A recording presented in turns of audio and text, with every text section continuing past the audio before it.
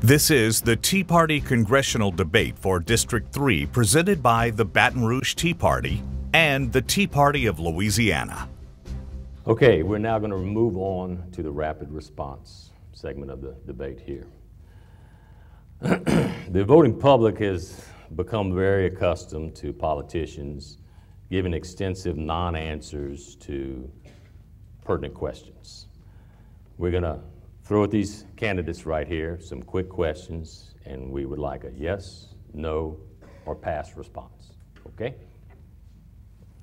We're going with Mr. Magar first, and then Mr. Landry. Should the 14th Amendment be abolished? The complete amendment? The complete amendment. No, sir. Thank you. No. Thank you. Now, Mr. Landry, would you abolish the Federal Reserve? No. Dr. Magar? Yes, and we can elaborate on that. Thank you. Dr. Magar, should Fannie Mae and Freddie Mac be abolished? Yes, and I can elaborate on that Yes. too. Thank you. Mr. Landry, would you propose or support an amendment removing the power of eminent domain and strengthening personal property as a cornerstone to liberty? Yes. Dr. Magar? Yes. Dr. Magar, do you support the Patriot Act in its current form? No. Yes. Thank you. Mr. Landry, does participation in the World Bank benefit the United States? No. Absolutely not. Thank you. Candidate Magar, would you support a law that requires all amendments to be germane to the bill that it is attached to? Oh, absolutely. Thank you. Yes. Thank you. Mr. Landry, should No Child Left Behind be repealed? Yes. It's unconstitutional as well. Yes. Thank you. Candidate Magar, should the executive branch or its agencies have the authority to skirt the intent of the Constitution by passing rules and regulations? No. No. Thank you. And one last question. Mr. Landry, do you believe the federal government should fund NGOs, non-governmental organizations such as ACORN? No. No way.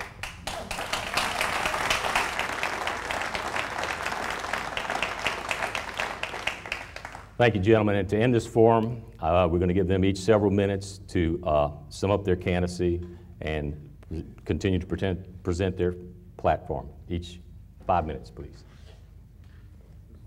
We're going with Mr. Landry. Let me just sum this up by saying that what I believe is wrong with our federal government is when I look back and I think of where we started. Because where we started with statesmen, and we've ended with politicians. And the difference is that a statesman is always looking towards the next generation, and a politician is always looking towards the next vote. It is why I have consistently, my entire life, supported conservative causes. I have always been a Republican. My faith and my conservatism have never wavered.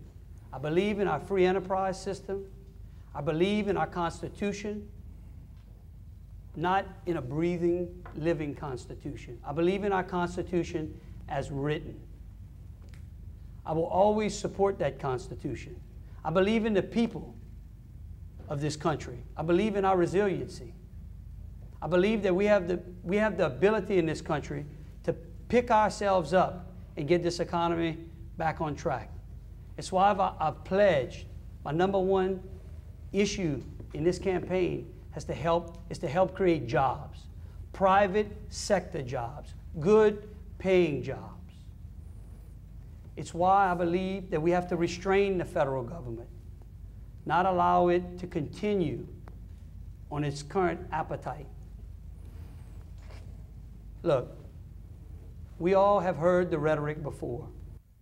We must look at the candidates in this race and see whose life experiences in promoting conservative causes are the same as our beliefs. You may not agree with me 100% of the time. I don't agree with my wife 100% of the time. She wins 100% of the time. That's important. But if you agree with me more than you disagree with me, I certainly would appreciate your vote, and I appreciate you coming out tonight. Thank you. Thank you, sir. Candidate Magar. Thank you, Mr. Williams. Let me begin by saying this. I have not always been a lifelong Republican, so I'll save you you can save some printing costs next time when you print your signs. No need to call that out. I'm willing to admit that. I was a Republican when I was 18, and our federal government gotten out of control, earmark spending. You can look here at the chart. You can see earmark spending increasing 2000 to 2005, 2006. Who was in control then? Republicans were in control then. I stand on principles, and I stand on those principles that transcend party.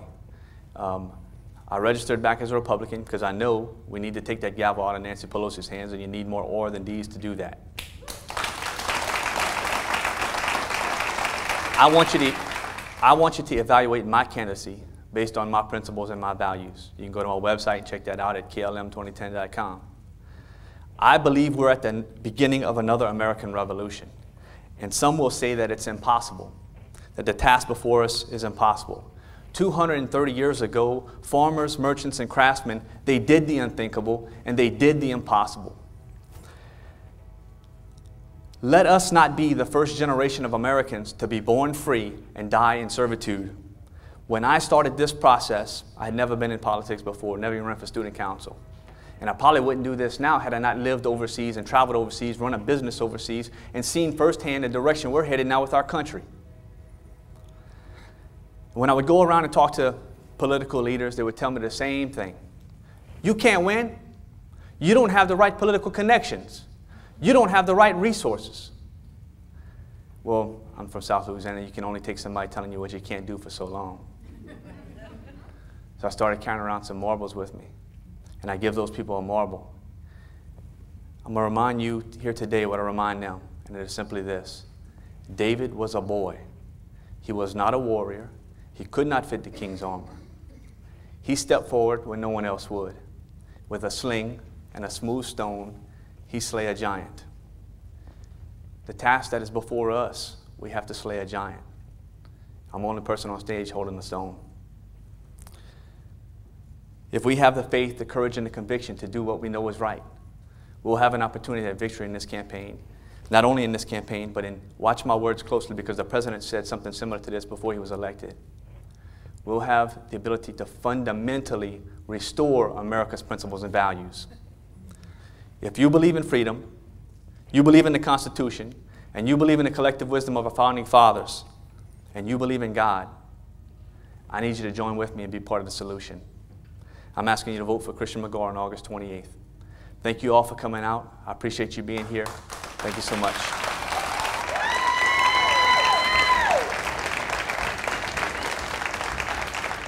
Okay, gentlemen, on behalf of the Baton Rouge Tea Party and the Tea Party of Louisiana, we thank you for coming tonight and expressing your views. Thank you, Mr. Williams. But I really want to thank you for the courage, dedication, and sacrifice that you're making to run for office in this day and time.